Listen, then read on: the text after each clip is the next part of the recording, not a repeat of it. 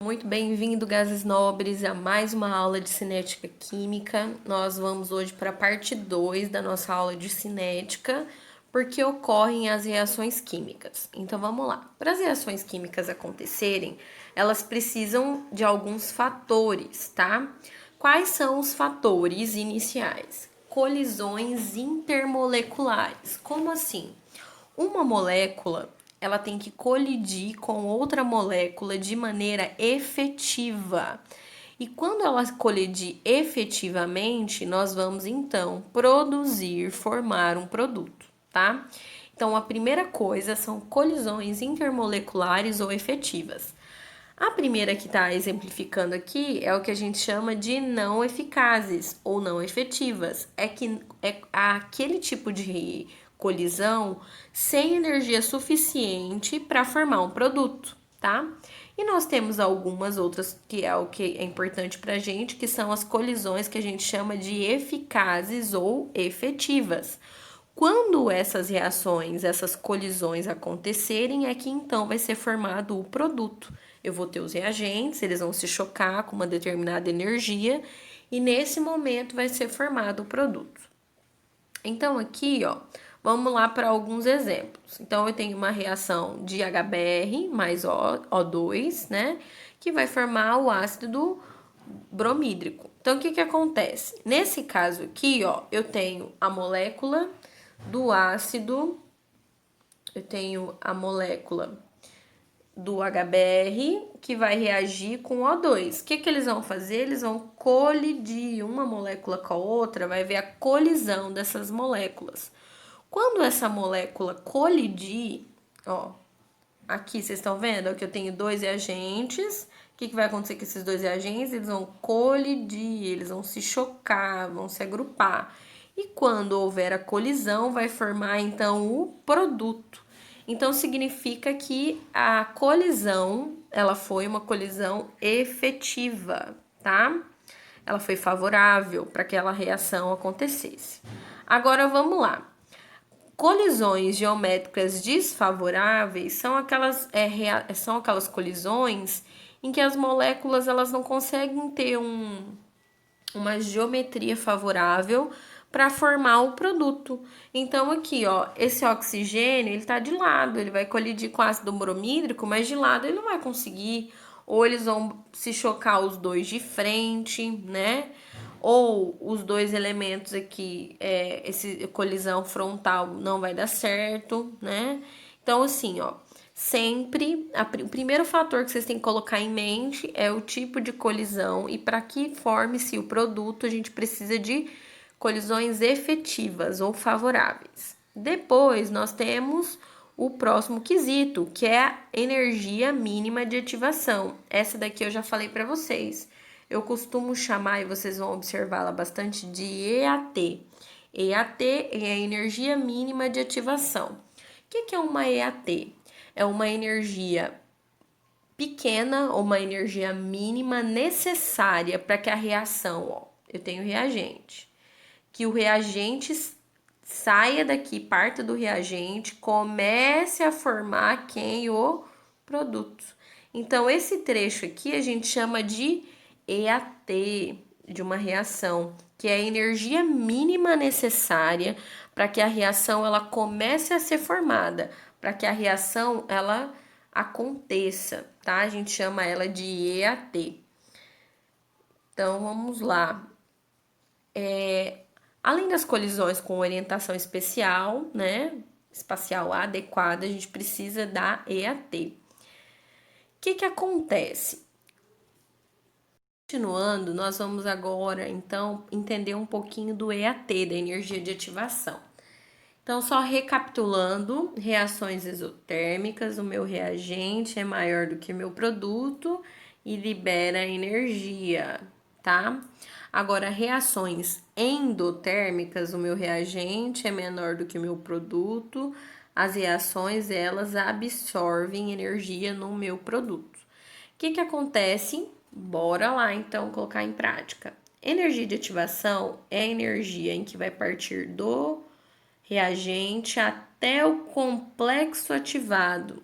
É a energia mínima necessária para começar a formar o meu produto, né?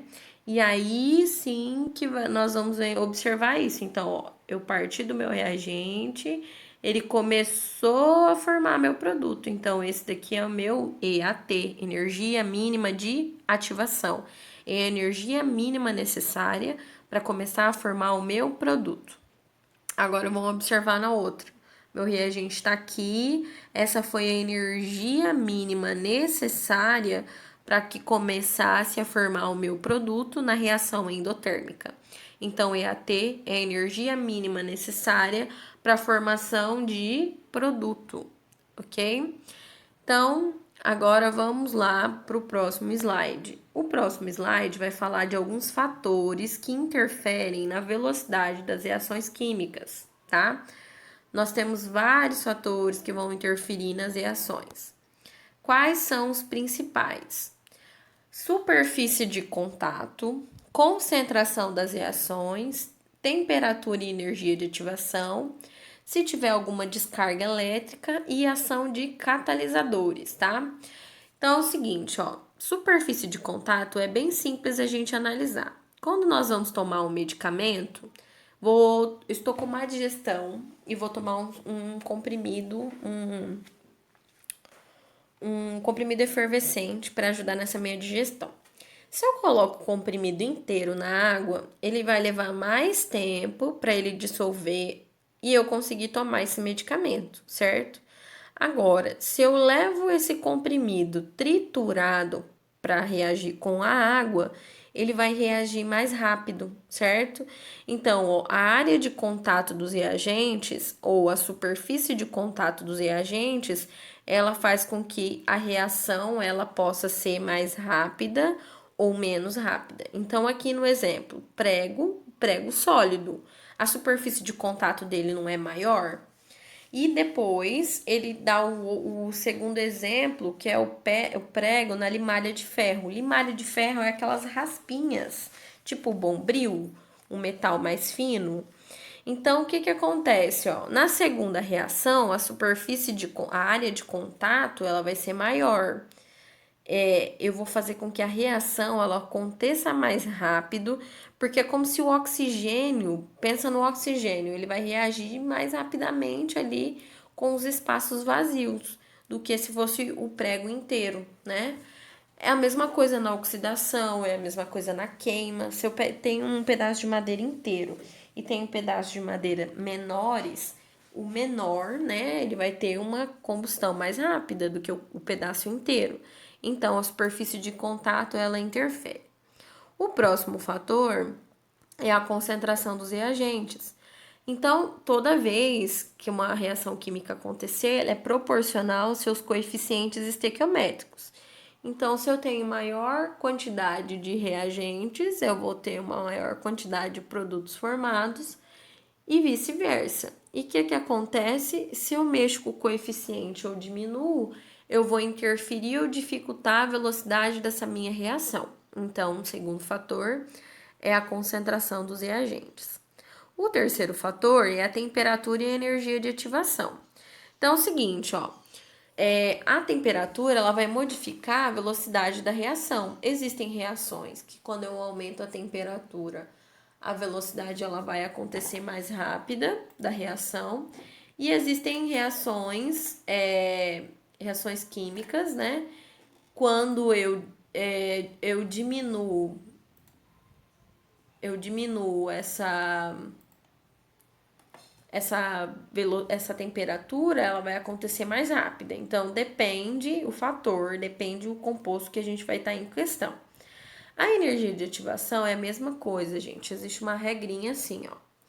EAT menor é igual a reação rápida, tá? EAT maior energia de ativação é igual a reação lenta. Então, se eu olhar um gráfico e observar que o EAT, a variação do EAT é pequenininho, é menor, a reação ela vai ser rápida, tá? Se eu observo a variação do EAT e esse EAT é maior, essa reação ela vai ser uma reação lenta. Então, a energia de ativação e a temperatura, elas também interferem na velocidade das reações.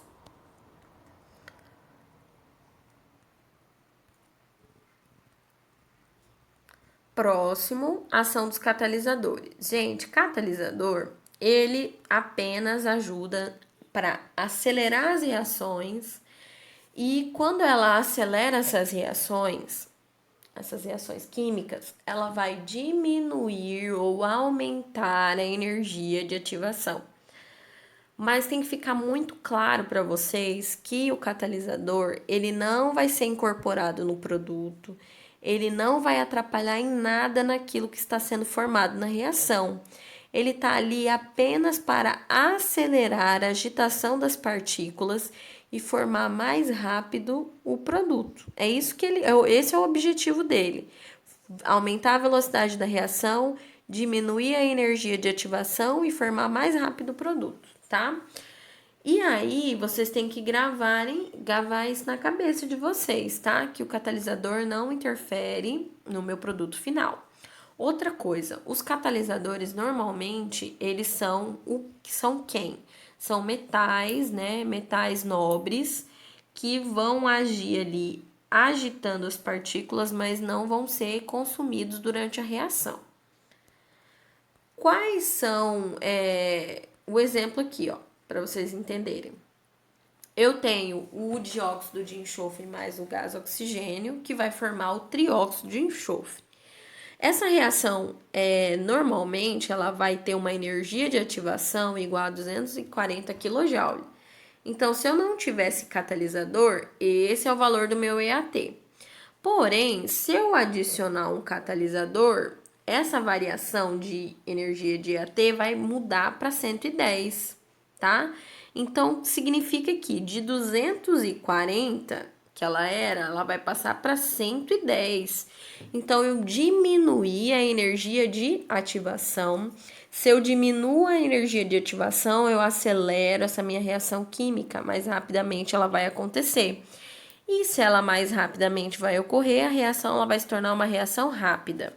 Só que eu tenho que ficar ligado, porque ao mesmo tempo que existem catalisadores para acelerar as reações químicas, tá? Que ela vai ter esse quesito de aumentar a velocidade, não é consumido no produto, né? Ele não necessariamente ele começa no início da reação, eu posso colocar ele no meio, durante o processo da reação. Ele pode ser utilizado em pequenas quantidades, mas é bem importante vocês observarem que eu também tenho o catalisador inverso. Como assim? Eu disse para vocês que os catalisadores eles funcionam para acelerar a velocidade das reações, diminuir a energia de ativação. Porém, existem reações químicas que eu preciso diminuir essa velocidade da reação para que seja formado o produto. Então, quando isso acontece, são chamados venenos de catalisador ou venenos de catálise, tá? Então, os catalisadores, eles também têm o processo inverso.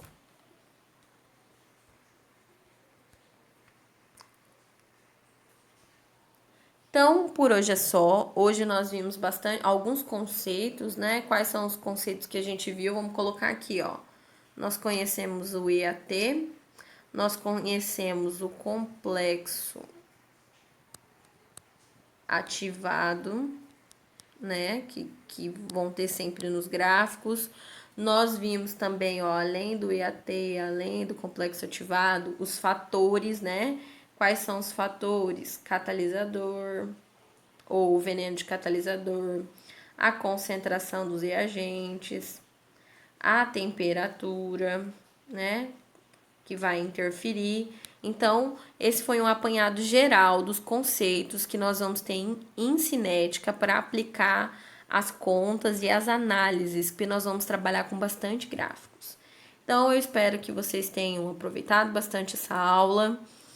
Estudem bastante, leiam os PDFs, leiam o material de vocês, tirem as dúvidas e um abraço forte. Tudo de bom, até a próxima aula.